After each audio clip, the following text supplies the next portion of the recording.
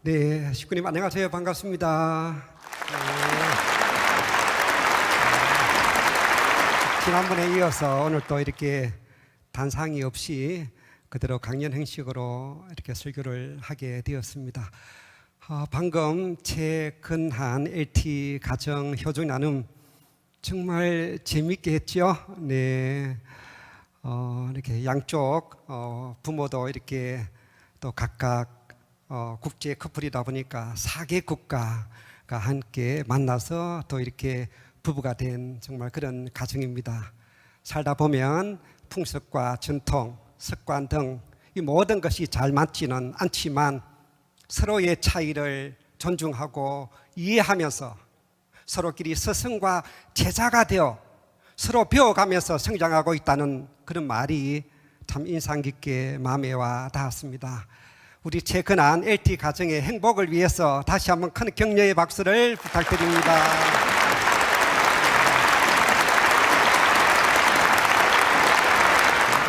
네, 지난 10여일간의 철쭉 축제가 막을 내렸습니다.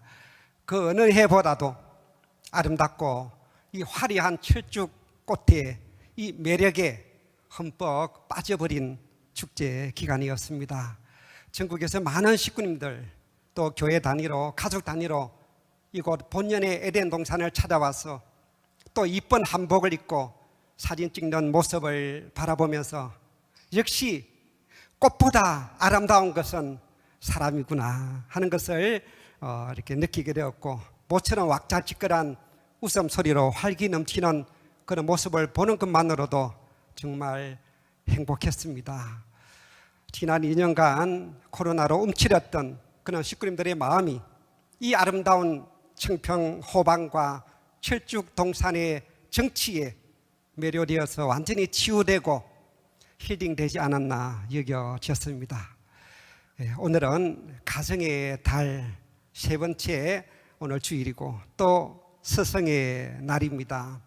지난주에는 어버이날 또 행사를 또 월드센터에서 또 크게 축제를 했죠. 네. 그래서 오늘은 이 어버이날과 또 스승의 날 이 두 가지 의미를 담아서 참 스승, 참 부모의 길이라고 하는 제목으로 오늘 설교를 준비했습니다. 옛날에는 부모보다 스승이 더 위대해 보였습니다. 그래서 부모님에 대한 은혜보다 스승에 대한 은혜를 더 귀하게 여기기도 했죠. 부모님은 당연히 나를 낳아서 길러주셨으니까 그 은혜야말로 다 헤아릴 길이 없지만, 스승은 어쩌면 낳아준 부모가 아님에도 불구하고 제자를 지극히 아끼고 사랑하는 마음으로 올바른 사람이 되라고 잘 가르쳐 주셨으니까 그 은혜야말로 하늘보다 더 높다고 보지 않을 수가 없습니다. 그러기에 이 스승의 근위 앞에는 부모도 쩔쩔매면서 고개 숙일 수밖에 없었던 것입니다. 사실 8년 전까지만 해도 이 스승의 날이 되면 누가 시키지 않아도 학생들은 이 선생님의 가슴에 존경의 마음을 담아서 카네이션을 또 달아드리고 정성 어린 선물과 진심을 담은 감사 편지까지 드리지 않았습니까? 아마 대부분의 선생님들은 1년 중에 이 날이 가장 행복하고 선생으로서의 그런 보람을 느끼는 날이었을 것입니다. 졸업한 후에도 매년 이 은사를, 과거의 은사를 찾아가서 스승과 제자 간의 따뜻한 정을 나누는 일도 흔히 볼 수 있었던 훈훈하고도 아름다운 풍경이었습니다. 그런데 어느 날부터 이런 풍경이 사라졌어요. 지난 2015년도부터 소위 김영란법이라고 하는 부정청탁 금지법이 만들어지면서 스승에게 작은 선물은 물론 카네이션 한 송이도 드릴 수 없는 현실이 되고 말았습니다. 참으로 서글프고 우울해지는 스승의 날이 되어버렸고, 오죽하면 스승의 날에 휴업하는 학교까지 생길 정도가 되고 말았을까요? 몇 년 전에 이 스승의 날을 하루 앞두고 자신을 고등학교 교사라고 밝힌 어느 네티즌이 청와대 국민청원 게시판에 스승의 날을 폐지해 주십시오, 이런 제목의 글을 올렸다고 합니다. 1년에 단 하루 자신이 가르치는 아이들이 감사의 마음을 담아 내미는 꽃 한 송이, 편지 한 통을 받아도 죄가 되는 세상이라니 참으로 개탄하지 않을 수 없습니다 라고 하면서 교사, 학부모, 학생 모두에게 불편하고 부담스럽게 된 이 스승의 날을 차라리 없애주셨으면 속이라도 편하겠다, 이렇게 적었다고 합니다. 물론 이 지경이 된 건 교사들만의 잘못도 아니요, 학부모나 학생들만의 잘못도 아니죠. 잘못된 관행과 지나친 경쟁 의식이 빚은 참담한 교육 현장의 한 단면일 뿐입니다. 참된 어버이의 마음으로 제자들을 사랑으로 가르치는 참된 스승이 그 어느 때보다도 그리워지는 세상입니다. 그래야 다시금 우리의 교육 현장에 스승과 제자 간의 진정한 존경과 사랑이 되살아나게 해야 할 것입니다. 그런 의미에서 지난주에는 부모의 은혜에 감사를 드렸다면 이번 한 주 동안에는 나의 삶의 나침판이 되어주시고 귀한 가르침을 주신 인생의 스승을 찾아가서 조그만 선물을 전하거나 또 멀리 있는 스승에게는 카톡으로라도 감사 인사를 전해보시면 어떨까 하는 생각이 들었습니다. 우리 문선명 한학자 총재님께서는 이 참된 스승에 대한 말씀을 참 많이 저희들에게 가르쳐 주셨습니다. 아까 박기옥 우리 근사님의 가정에 3대가 나와서 멋진 훈독을 해 주셨습니다만 그 내용 가운데 한 부분을 다시 읽어 보겠습니다. 천성경 1411쪽에 나오는 내용입니다. 스승 중에 최고의 스승은 여러분의 부모입니다. 참된 스승의 자리에서 참된 자녀를 키워내야 하는 첫 번째 책임이 부모에게 있다는 말입니다. 이렇게 참된 부모로부터 참되고 선한 가정교육을 받고 성장한 자녀는 자동적으로 학교 교육으로 연결됩니다. 학교라는 테두리 속에서도 스승은 참된 부모의 심정을 갖고 모든 학생을 참된 자녀로 기르고 교육해야 하는 책임이 있습니다 라고 말씀해 주셨습니다. 횡적인 학교 교육도 이 종적인 인성교육의 바탕 위에서 전개되어져야 한다는 뜻입니다.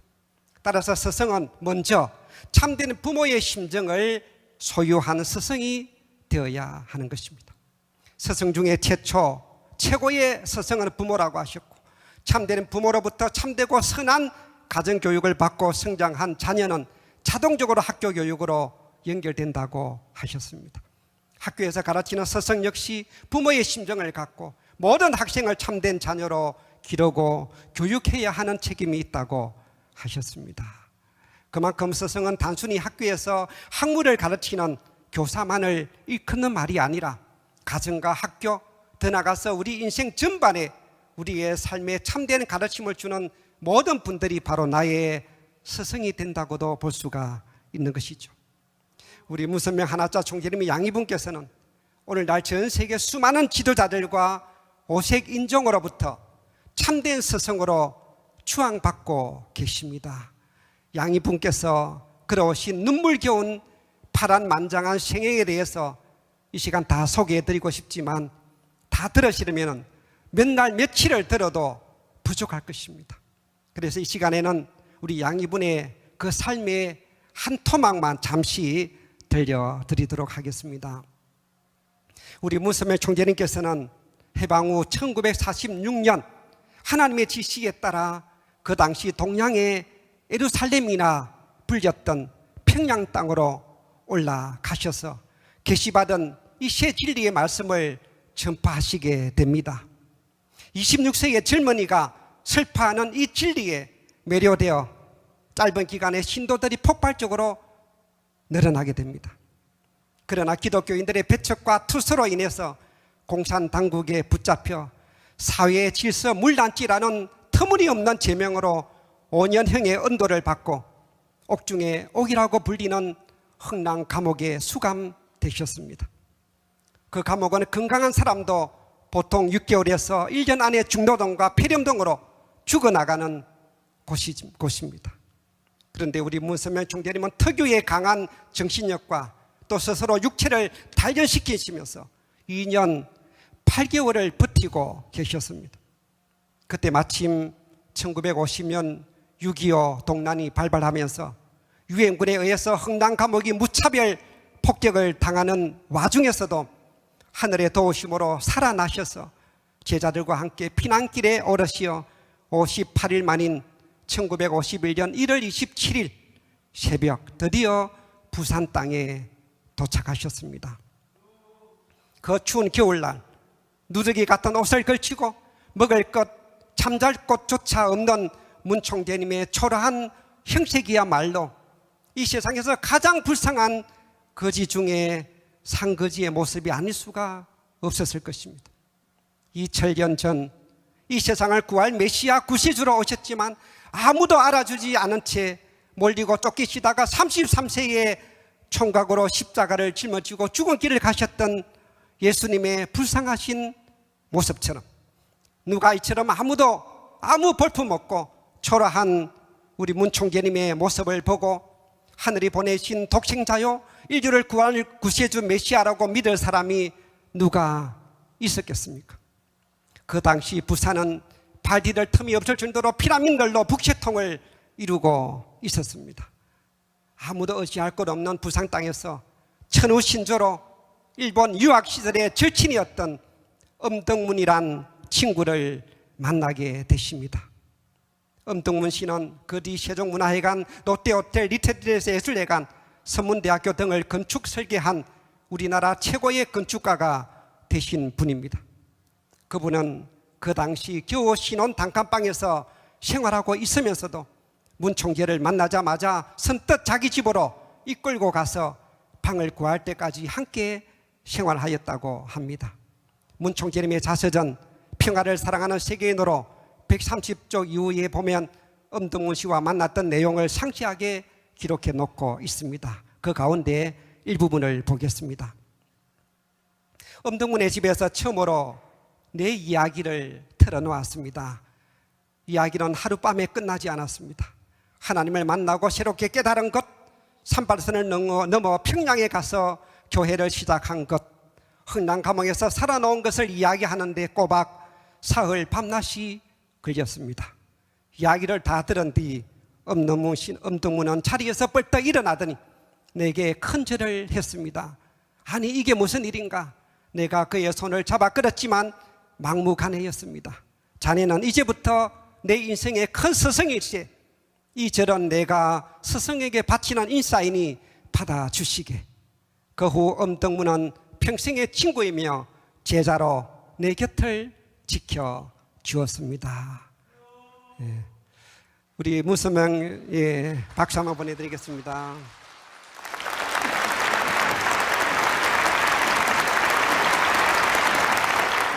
우리 문선명 총재님의 생애 가운데 아주 짧은 한 토막이긴 하지만 이러한 사례들은 한없이 일평생 수없이 이어졌고 전 세계 수많은 지도자들이 문 총재님의 가르침을 받아 제자가 되었습니다. 한화자 총재님의 생애도 마찬가지이셨습니다. 자서전 인류의 눈물을 닦아주는 평화의 어머니 325쪽에 보면 이런 내용이 나옵니다. 우리 문선명 총재님과 성원하신 후 인류 구원을 위해서 헤쳐나오신 그 힘들고 어려웠던 삶의 일단을 이렇게 적어놓고 있습니다. 참 부모의 길을 걸으며 우리 부부는 늘 한결같았습니다. 이런 하나님 앞에 효정의 도리를 다하고 평화 세계를 이루기 위함이었습니다. 그 노정에서 지난 수십 년 동안 당한 몰리애와 핍박은 참으로 혹독했습니다. 역대 정권은 물론이요 일부 종교인들의 중상모략은 너무도 악의에 찬 것이었습니다. 그러나 우리 부부는 참고 또 참으며 하나님의 말씀을 전하고 참사랑을 베풀었습니다. 그렇게 만난을 헤쳐나옴으로써 오늘날 190여 나라에서 참 어머니로 믿고 따르는 사람들이 나날이 늘어나고 있습니다. 박수 한번 보내드리겠습니다.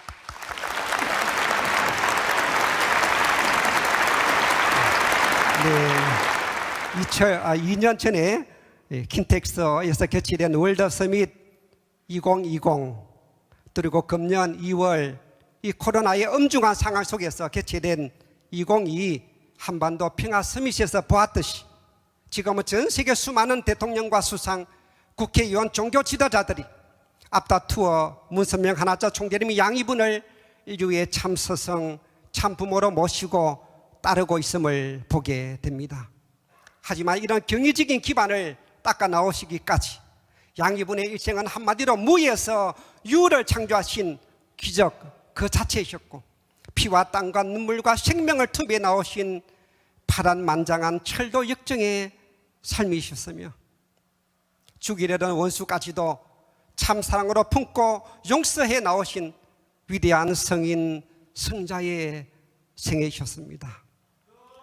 효자 앞에는 부모도 꼼짝 못한다는 말처럼 6,7년 만에 하나님의 슬픔과 눈물과 한을 회원해드리고 하나님의 꿈과 소원을 이루어드리신 우리 문선명 총재님이 양이분 앞에서는 아마 하나님까지도 분명 꼼짝 못하실 것입니다.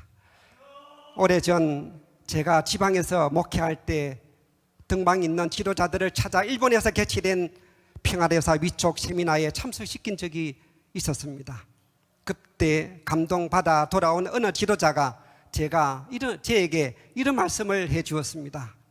저는 문 총재님과 거의 동시대에 살아오면서 그저 조그만 공장 하나 운영하는 것도 힘들어서 쩔쩔매고 있고 가족에게도 존경받기가 쉽지 않은데, 문 총재님은 어떻게 나와 똑같은 세월을 살아오시면서도 이런 엄청난 세계적인 조직을 이끄시고 전 세계 수많은 지도자들로부터 저토록 존경과 추앙을 받으실 수가 있는지 정말 대단하신 분이십니다.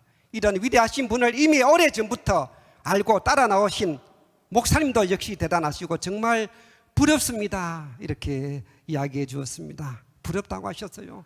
이렇게 말씀하신 것을 저는 지금도 생생하게 기억하고 있습니다. 이제 머지않아 우리 문선명 하나자 총재님의 그 가르침과 그 위대하신 삶이 세상 앞에 온전히 드러나는 날, 남보다 한 발 앞서서 우리 양이분을 참 스승으로 모시고 따라왔던 오늘 이 자리에 앉아 계시는 우리 모든 분들을 아마 세상 사람들 모두가 진심으로 부러워할 날이 분명 찾아오게 될 것입니다. 아주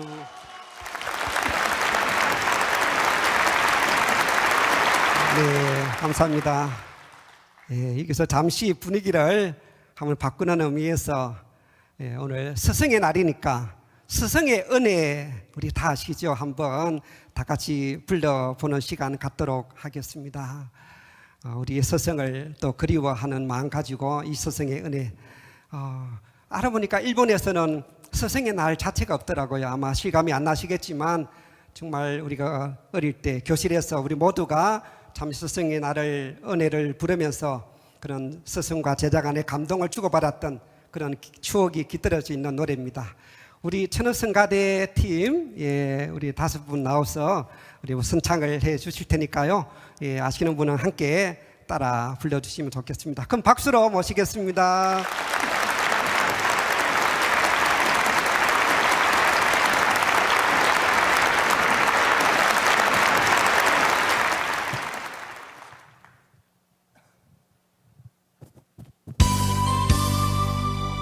모두 정말 감사와 감동의 노래를 하시면 좋겠습니다. 은혜는 하늘 같아서 우러러 볼수록 높아만지네.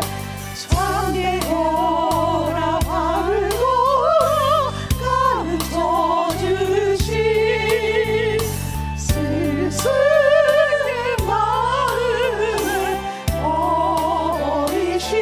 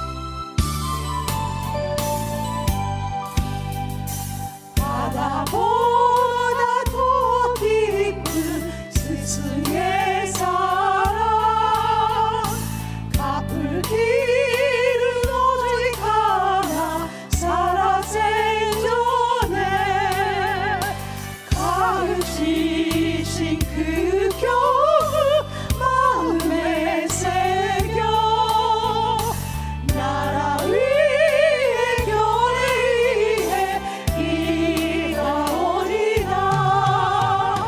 아 고마워라 스승의 사랑. 아 보답하리 스승의 은혜.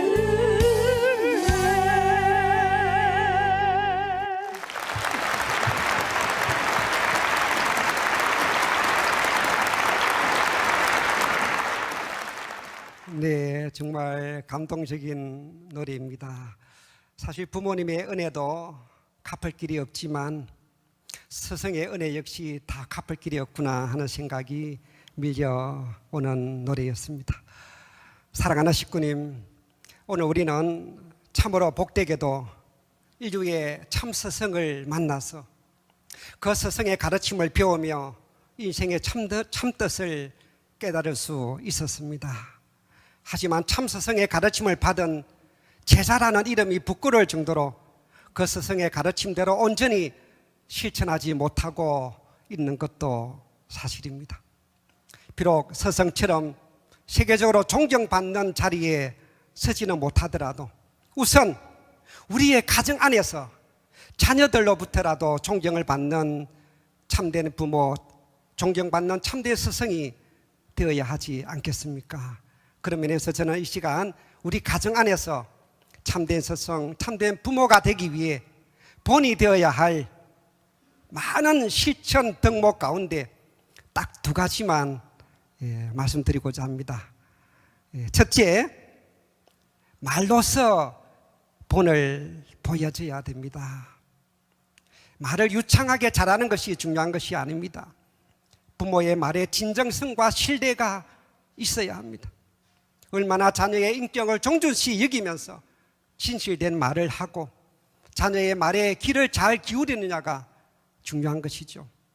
그런데 툭하면 화를 낸다거나 욕설을 한다거나 이랬다 저랬다 앞뒤가 맞지 않는 말을 한다거나 자녀의 인격을 무시하는 말을 하게 된다면 자녀와 부모와의 관계는 더 이상 소통이 되지 않고 문을 닫아버리고 말 것입니다. 둘째로는 행동으로 본을 보여줘야 합니다. 아무리 말을 근사하게 또 멋지게 한다고 해도 먼저 삶을 통해 행동으로 본이 안 되면 누가 그 말을 따르려고 하겠습니까? 따라서 무엇보다도 중요한 것은 바로 자녀 앞에 언행, 일치의 모습을 보여줘야 한다는 점입니다. 더 나아가 금슬 좋은 부부의 모습, 남을 위해 베푸는 삶을 자녀 앞에 보여줘야 하는 것이죠. 백지 상태와도 같은 어린 자녀는 바로 이런 부모의 삶을 그대로 배우고 학습하게 되어 있는 것입니다. 특히 자녀와 한번 약속한 말은 가능한 꼭 지켜야 합니다.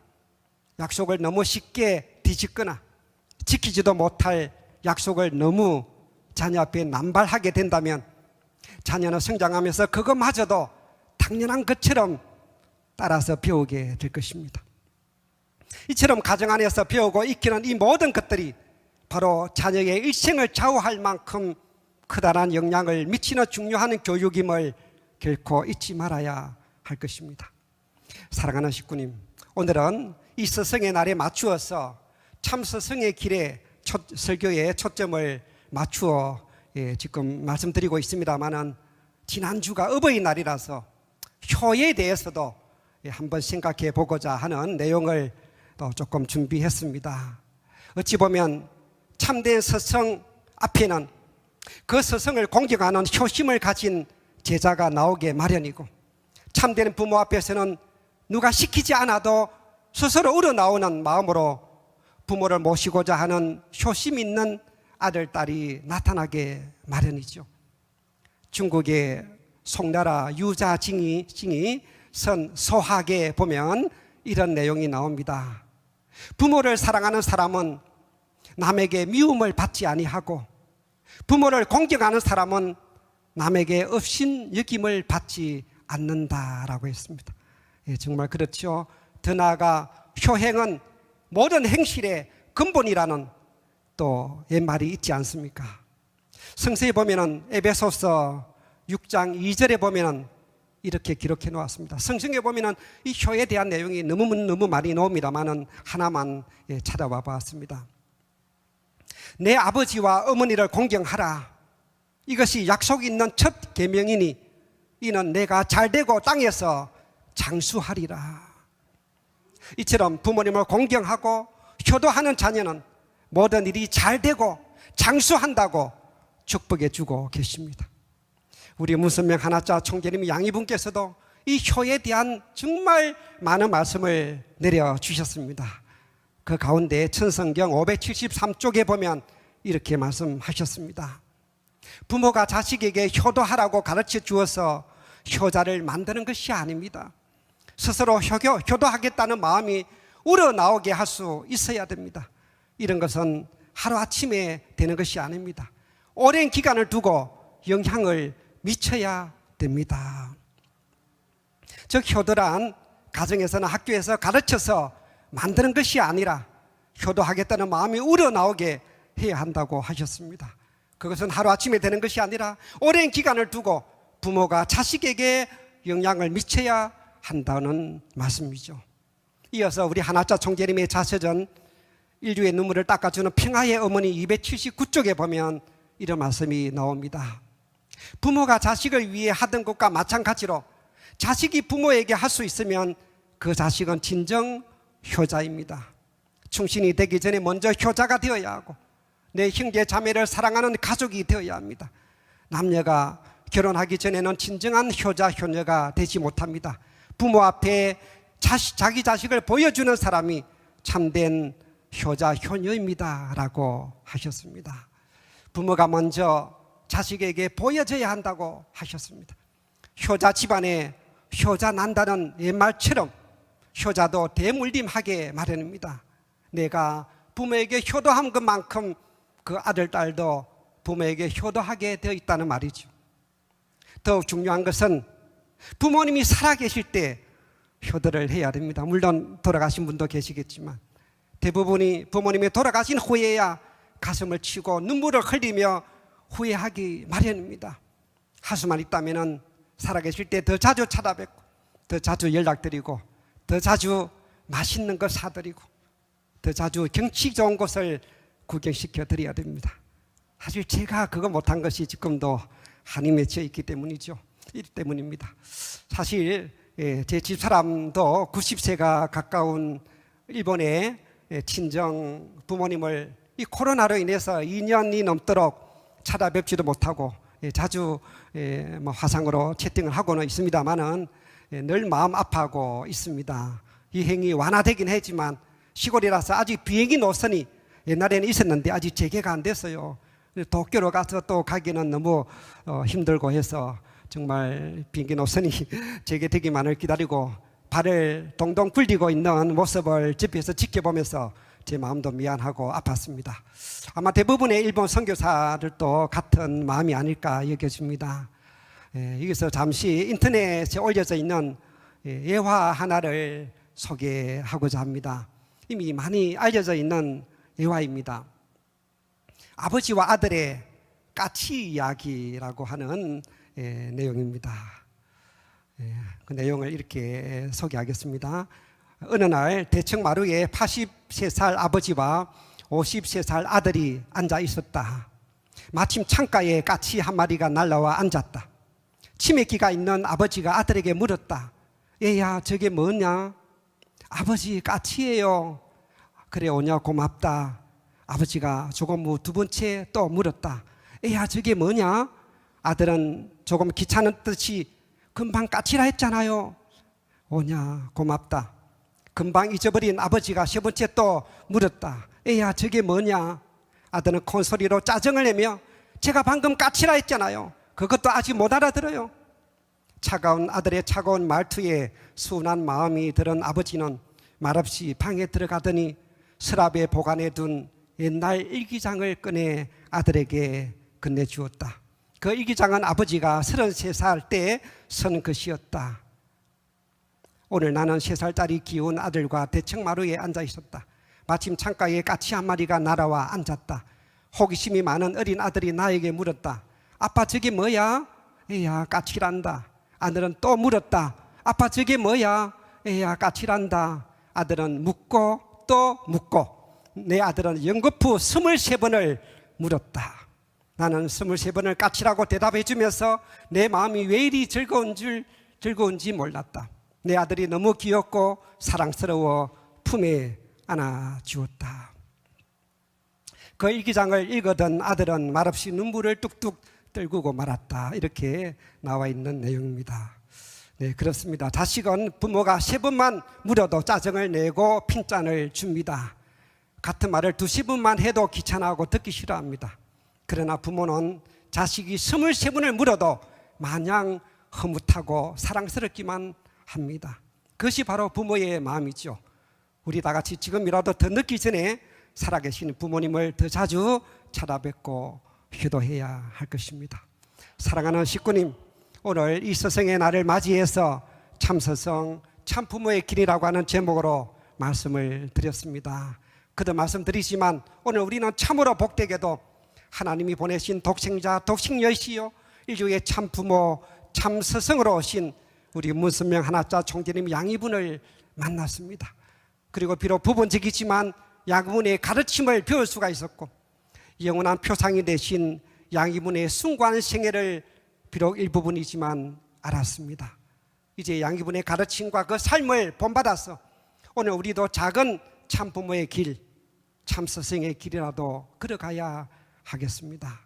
그래야 하늘 앞에 부끄럽지 않는 삶, 영원히 후회를 남기지 않는 삶, 하루하루 최선을 다하는 삶을 통해 남아진 우리의 생애가, 모든 생애가 보다 행복하고 보람찬 인생으로 꽃피어 가도록 해야 하겠습니다. 예, 함께 기도 올리겠습니다. 사랑이 많으신 우리 하늘 부모님, 오늘 거룩한 생일이고 또 스승의 날에 맞추어서 오늘 이 평안누리를 통해서 참스승 참부모의 길이라고 하는 말씀을 저희들에게 내려주심을 감사드리옵니다.